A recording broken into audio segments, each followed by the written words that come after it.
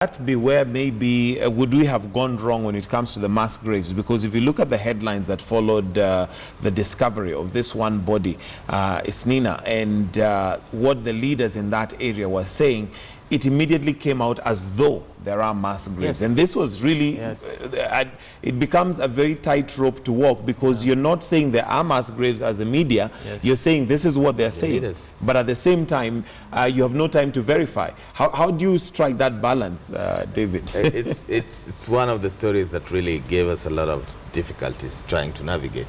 But the price of telling the truth is also very high. You remember, this is about Mandera. Mandera is about 1,100 and something kilometers from Nairobi, where all medias are headquartered. And it's not a distance you'll say, I'll drive there and get there. You need about 3 days to get there. So we are paying the price of marginalization for a very long time, because no media house has that authentic presence in Mandera.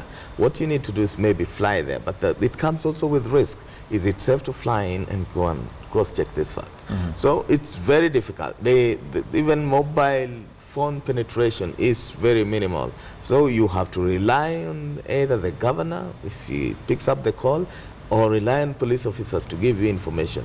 But in the event that leaders from that area have congregated in Nairobi and they're saying, we've spoken to our people, they are mass graves, who am I not to give them that chance? The public have a right to information. Yes, and once they have done it, what we can do is to keep on following the story and verifying. And unearth the truth. Yes. But there is no doubt, in that particular example, the media dropped the ball. In what sense? They should not have run with that story without first verifying whether or not. But you see, the balance here, and that's what I'm trying to see how we can balance this, is the fact that if Ohito says there is a car outside in the parking, all I'm doing is reporting what he has said, as opposed to, well, I look for, the information. But what he has said has major implications in terms of security on the country. So, God forbid, people decided to riot because they felt this is another example of them being marginalized as a region. Or even just the fear that comes in thinking that... Who would take responsibility for those actions? So certain issues that are sensitive, especially sensitive issues, you must first verify to make sure that this is okay. Because the gravity of what you're going to report could have unintended consequences that you never even planned for.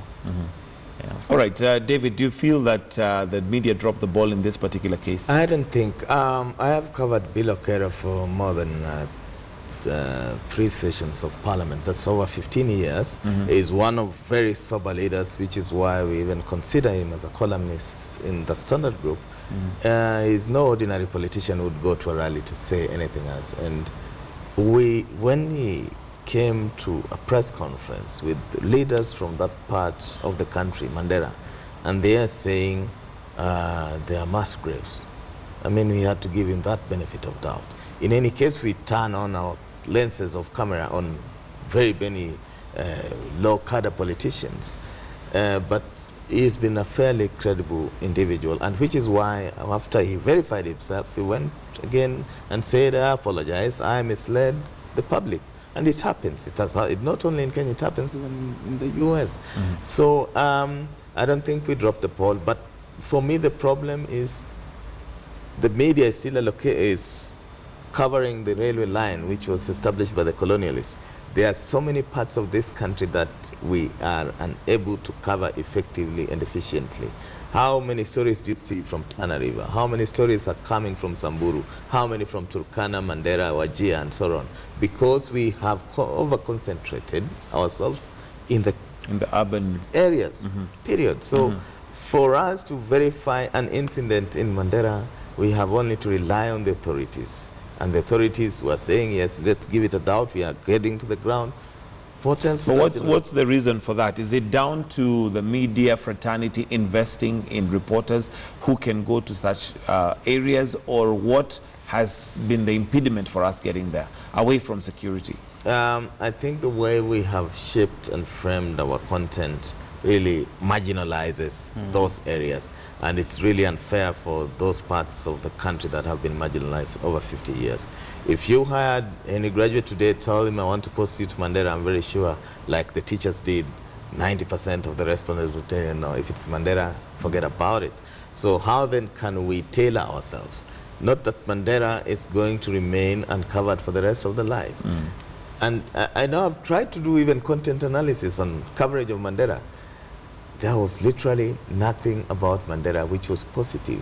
What there were in the archives were there is a shifter attacks, a police officer killed by, you know, those improvised devices. Then there was the massacre, you know. In fact, the first story it's all negative. The first story is on Mandera when he was a county was if the governor trying to be killed. Yeah, you know. You see? So we have this stereotype of the area being just drenched in violence.